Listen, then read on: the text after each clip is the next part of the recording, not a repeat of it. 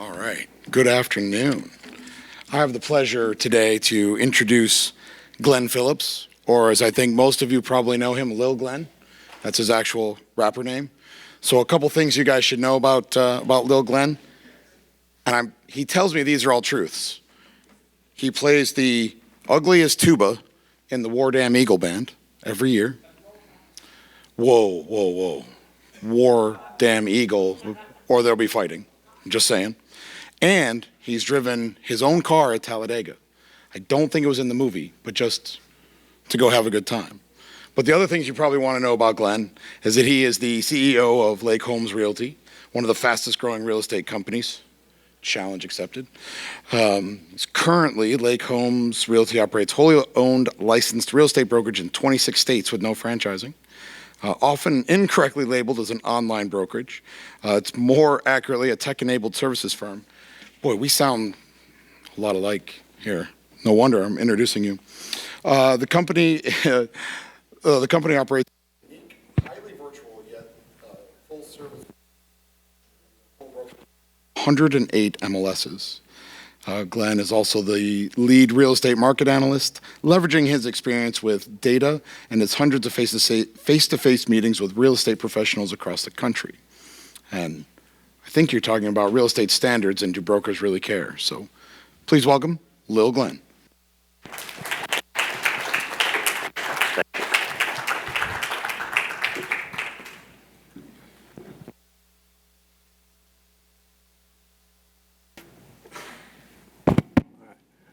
Good afternoon. I hope I stay awake and you as well. So I want to start with something that's going to seem really off topic here, but I promise I'll connect it together. So we have rescue pets. And so one night, a number of months ago, I woke up to the Pomeranian. It sounded like he's playing with a squeaky toy, which is odd because he doesn't play with toys generally and never played with squeaky toys, but I could hear it. And then the sound moved across the bedroom. And then he was out in the dining room right outside the master bedroom. And then it dawned on me, and as I rolled over, I looked at the clock. It was 3:23 a.m. And the cat, Daisy, the half-tailed cat, was sitting on the nightstand in a she was about to watch the circus unfold. So I crawl out of bed, I go in, I turn on, because I'm pretty sure what's happened here. I turn on the dining room and living room lights, and sure enough, Pomeranian is out trying to play with the live chipmunk the cat had brought in through the doggy door. And she actually does this a lot, all sorts of animals, and I've gotten really good at catching these things by hand. It's my minor superpower. And as I kind of go towards the chipmunk runs and gets on under the TV stand behind a speaker. And normally I get gloves, but I thought, okay, by the time I get my gloves, it'll have moved, and I won't be able to find it. So I'm just going ahead and go for it. And so I told Oso, go, and with great enthusiasm, he charged. He couldn't jump, but he charged. The chipmunk came my way. I grabbed it. And what really took about a second and a half, the discussion in my brain literally went in this sequence. Is it hurt? Ow. Is it bleeding? No, ow, because it's biting and clawing. I need to get it out of my hand. Ow. So I run to the front door, open the door, let the chipmunk out, and realize, great, the house is illuminated. I am standing in my front door in my underwear with the burglar alarm going off. So a few days after that, I'm pondering this grand adventure, and I realized something that came to mind as I was putting together my talks about RESO standards and do brokers really care. And the deal was, I was that chipmunk's best chance at survival. And it had no way to understand that. I couldn't communicate it. I couldn't relay it. I seemed as a big looming threat, not a benefit. And so that is a story I think we see with brokers. We either see it as we ignore or we see things as a threat. I want to start today also with a bit of an apology. I'm going to be candid. My purpose is not to be offensive to anybody, but just tell things from not only my perspective, but I'm wanting to project myself as if I were brokers of big companies or small companies and give you those opinions. As we built our business, we were brought in by investment bankers, and we spent 15 months figuring out why we shouldn't be in the business, and part of that was studying business models in real estate. What would threaten us? Why would we get in this business, and could we survive and thrive? Just like, the chipmunk. How are we going to make it out of here? As we studied this, I continue since then to look at the models because it's my job to navigate through the world of competition that's really changing fast. Now, one of the things that I like about RESO is that we're the builders and the architects. We're not the race car driver. We're the ones that are building and putting things together, and that's actually my roots. Most of my career, I have been in data system construction. I have a software company that I still have. We're retiring it. Even my educational background is computer engineering, and even though we were boutique and small, we did really interesting projects. Even Microsoft named us as their International Partner of the Year for Data Management Systems. So we got to do some things at a very high level. I also think when I come here and I meet everybody, is realize that this group are the rock stars about the real estate data. And there's a lot of enthusiasm in a nerd kind of way that I dig, because I'm used to going to the technical groups for much of my career. But there's also a problem. We're the Kool-Aid drinkers. We've all bought in. That's why you're here. You wouldn't be here if you hadn't bought in. So we're all in, which means we don't necessarily relate with the people particularly well who don't all buy in. If you want to know what most brokers think about RESO standards, I would word it thus. It's not a factor. I know plenty of brokers, and we operate around the country, who don't even know what RESO is, and if they do, they just don't care. And since now I've covered the question that was the title of my topic, if you want to play in Facebook or leave, I won't be offended. What I am going to do, though, is it's said that when you have you give a presentation, you should have a good one, have a big idea, several stories, humorous data, and finish with a big idea. And so I'm not going to do any of that. I'm going to dump some ideas like throwing Lego blocks on the floor. It's mismatched. They don't all fit together. I just want to throw out a bunch of things, and my hope is that you'll forgive me for telling you a lot of things you know, but hopefully for each of you, there'll be one perspective or one idea that for whatever you do, you can put that to use. And so these may not even all fit together, and they'll be a bit disjointed. So there's not an underlying theme. It's just stuff. I'm an engineer. Give me data. So as mentioned, we're in the lake real estate business. We love that niche, but I actually contend everybody that's a brokerage is in a niche. Most of them don't know it. Most of them, their niche is what's around me. What's 30 miles, what's 50 miles, what's 100 miles. That's their niche. They have no idea what's happening 3 cities away. None. And they don't care. It doesn't matter. It may surprise you, that nobody knows the exact size of the lake real estate market. We know more than anybody, and we're still collecting data because it's disjointed. But our estimate is up to $65 billion worth of lake real estate will change hands in this country this year. It's not an insignificant market, but it's been unable, the data's never been put together for people to see it in such a capsule. We are, as mentioned, we're licensed now in 26 states. We're now at 110 MLSs. We have staff that manage that, and we've been on the Inc. 5000 for the last 3 years, but we're not growing fast enough. But one thing I've noticed as we've grown through this is the real estate industry has very mature entities and then the kids. And what normally happens as we all grow up is that process, rules, standards become normal. Our life as a child or as a young business is not like it is an adult, for good or bad. In fact, in some ways it's not as good. We lose some of our imagination, our ability to be flexible. And as we move forward and I look at this about what we see the brokerage world as, our perspective and others, I actually think of the words real estate and data are like the words programming and love. They're this all-encompassing jumble of things that mean different things to different people. Even when we put together standards, there's these raging debates about how that data point should be because we have different perspectives, we have different needs, we have different wants. So when we're talking about do brokers care, we have all these different jumbled ideas and needs. As I was working on the presentation, I was digging around on the RESO website, and of course things I get. I also saw things trying to include brokerages to join, and it was pretty apparent there are very few of the green name tags here, and the discussion of we need broker involvement.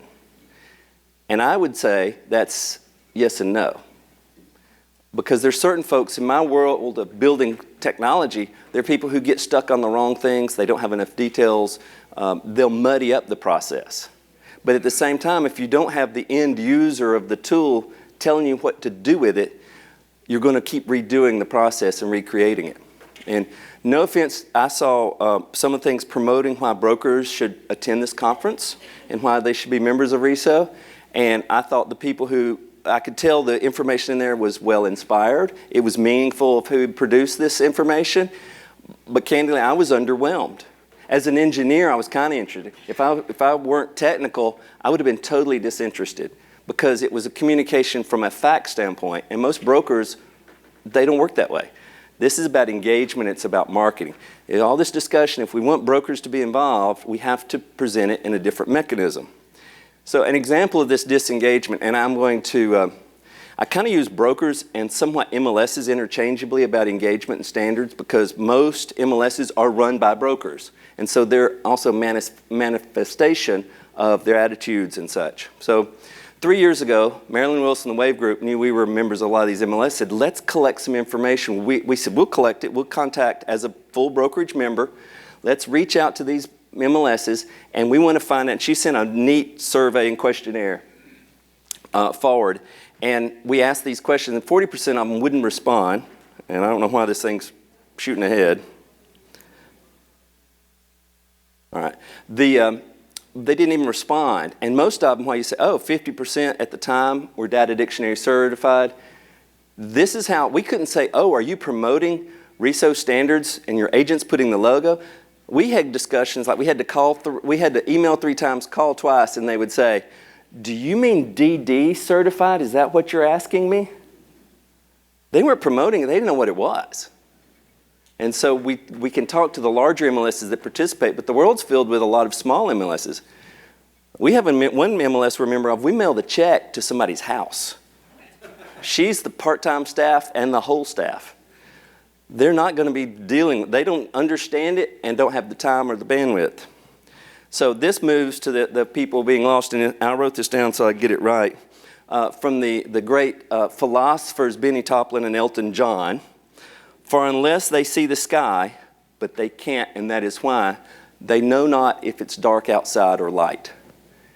And I contend most brokerages can't see this stuff because they're not even looking for it, and it doesn't affect their life. There's so many things that compete that you know. They compete with you. For one thing, we're just all busy. I have to, in running our brokerage, deal with priorities. And there are a lot of things that may be somewhat important, but they're not urgent, and they don't really affect me now. Most brokers, if you talk about standards, actually don't even feel a threat by it. It's just a thing that happens out there. We also have the brokers who data is scary. I'm going to bring this up again later, but here's something I want you to understand. We're promoting the benefit of standardization and putting all this information together. That actually is a repellent to many brokers. They don't understand tech. They don't want to understand tech. Maybe they were the cool kids in high school, and now they know they need the nerds. But I have, through my consulting business with technology, I would run into CEOs who would say things like, oh, our tech team, they're great. I don't know what they do, but they're so smart. They're great. But I never heard one say, and what they're saying is they didn't understand it, because if they don't know what they do, how do they know they're great? But I never heard a CEO go, oh, our CFO and our accounting team, I don't understand any of that money stuff, but they're great. They never say that. So brokers are in the same hat. How does all this fit together? And of course, we're all inundated by marketing messages and noise, and some of it's news. Like, I have to figure out, how do we navigate a world with the iBuyer? Is that good or bad for us? Brokers have to think about that. They have to answer questions. And the truth is, nobody knows where this is going. I think it's opportunity for our business model. But these messages keep coming. I actually contend, based on the volume of emails and phone calls and pitches I get running our business, there's probably more money selling crap to realtors than selling real estate. Shortcuts, systems, all this stuff that is bombarding us that I have to filter through. So if I'm wearing this we need to be involved in RESO standard as a broker, this fall, I've got so much clutter in my face, as well as needing to figure out how we navigate a really fast-changing world. I also think we have emergency fatigue. Everything can't be critically important. Is what RESO does important? Absolutely. But everything can't be a priority. We can't make everything important because then none of it is. It's just a fatigue that keeps on us. So we shut it out. Even we know it's important, we deal with it later. You know, they say one of the best letters you can get to market to somebody has like 3 sentences each in a paragraph, because your brain will take complex things. You ever get a letter and it's really important and it's like 3 pages and big blocks of paragraph? You open it, you glance at it, you go, that's important. I need to read that later when I have time. So even if it's critical important, these things are being deferred. I also contend we're, as human beings, really bad at evaluating real risk. We just don't see it the same way. I think people go out in lightning storms to buy lottery tickets when the price is big enough, even though they're 4 times more likely to get struck by lightning than to win the lottery. And we do this in our behavior of whatever we're doing. So as a quick example of why, even with you, standards are important and yet they're not, most of you in the last 24 hours have used a computer. Here's some hardware standards. Anybody want to go serve on those committees? Or some software standards. Anybody use the web lately? Here's a few of these things. Those groups, each one of those has groups and organizations that affect us. So as a broker, are we the end user to help do the deals and work with people of what comes out of that data carried over the standard? Yes. But that doesn't necessarily mean, just like using the computer, we're trying to be involved with these either. All right, I'm going to throw a different Lego block now. I want to talk about barriers. There are a number of MLSs that we are part of where it's very clear the brokerages on those boards are running the MLS for the position of leveraging their own business purposes. Not buyers or sellers, their purposes. They use this as a means to keep outsiders out. You know, standardization and aggregating data, that's actually opposite if you're trying to protect your business space. It's an obstacle that you don't want to deal with, so you actually will not embrace it. You're going to reject it. You know, MLSs now are merging and putting together. The days of MLSs being formed is kind of gone. So many of these, it's real interesting, these entities all got together to cooperate, and yet they've forgotten how to cooperate any further, and it's gone, and the model and the reason has shifted. You know, we were all about helping. The brokerages got together to help. And this group is a good example of helping. But many brokerages and the leadership in those brokerages, they've stopped.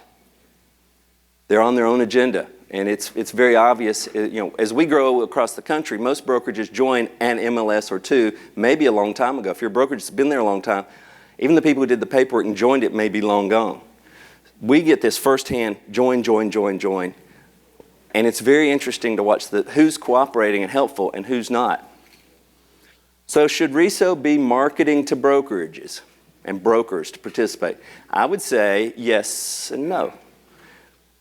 We absolutely need to have broker input, but I'm going to, you know, Bill made comment I thought was very interesting just a moment ago about the big brokerages need to be involved. Most brokerages are not big. And I contend they have a different agenda than I do. So I would contend we do need involvement from all levels, including the small guys who don't have time, and they don't need to be technical. And I'm going to touch back in a minute how we may do that. So at this point, if I've not put you to sleep or turned you to stone, I want to salute you. And I'm going to wrap up with a few things here. I want to talk about the real estate agents as part of this, because most agents become brokers, and how does this fit with them? One of the things is that the outcome of all this is a tool set that the agents will use. But the most common problem we have on lakehomes.com, where we've aggregated this data and filtered it down to lake property, we get calls from agents or sellers saying, well, I can't find my lake home that's listed in this MLS on your website. And the most common problem is the agent didn't bother to select a whole bunch of things that would indicate it was lake property. We look at a lot of factors. Half the MLSs we're a member of don't even have a field to denote if it's waterfront or not. That's okay. Most markets don't, some markets don't have much waterfront. We get it. And it's our job to solve that problem. That'll give us strategic advantages and opportunity. But most real estate agents get into, my contention is most real estate agents, before they become brokers, get into this business because they believe it is a shortcut to wealth. Oh, my friend's $1 million producer. Wow, I need to get in this business. And the $1 million producer puts that on their card and brags about it, even though we all know a $1 million producer makes less money than an underpaid school teacher. But it's the lure. And no offense to a lot of the companies that are in the volume agent game, but they are actually not in the real estate business. They're in the real estate agent business. And agents, as well as those that become brokers, are looking for magical shortcuts. RESO is a lot of work. Sam talked about this is slow, deliberate work, and it really is. And most people in this industry are looking for the quick fix, the quick hit, the quick sale. Just solve my problem. I don't want to think about it. They want to buy the magic tricks.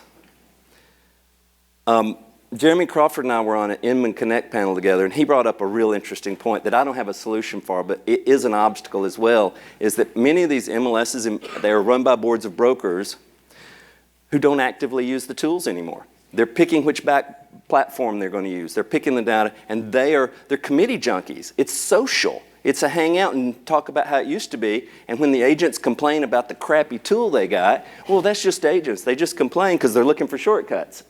But it may be they really made a bad choice because they don't do it. They don't suffer the consequences. So what we end up is a Mobius strip here of that. No matter how you go, it never ends. It keeps coming back around and come back around, much like some of you think my speech probably is. So the last few points I want to make here has to do now, I want to talk about MLS staff. There are some great MLS teams out there we work with. They're a joy. But a large number of the people we interact as a brokerage with MLS, it's rough. They've forgotten service as part of their word. And it's actually not all their fault. In many of these cases, the person in charge of the MLS is in charge of enforcing the rules of a bunch of agents who are trying to shortcut the deal and not put in the right data and not keep it, or they're trying to game it. And so it becomes that there's a conflict with the agents, and it extends to everybody. And suddenly, they're not there to serve agents, they're there to police the agents. And so this relationship between MLSs, which are really a function of most brokerages, becomes very disjointed, and then that extends when they're picking data systems or when they're making other choices, because it's become a relationship of conflict. And that affects what we do with standards.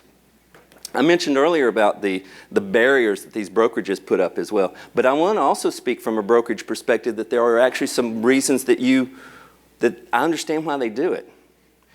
If you own a brokerage, maybe it's an indie brokerage, or maybe you're a franchise, but you're in some little town, the new ways of doing things are coming to eat at your market share.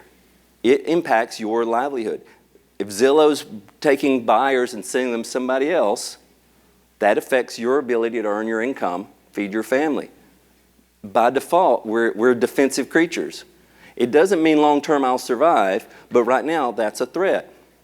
And so I think it's very important that we realize that we need to engage with brokers in a way that fits what they're concerned about. Because if you come and say, oh, we're going to aggregate all the data and everybody can get it, it's going to be easy, I'm going to see, oh, great, I didn't understand how Zillow got a hold of all this, and now you tell me there's going to be more companies like that coming into my space that I've got to deal with?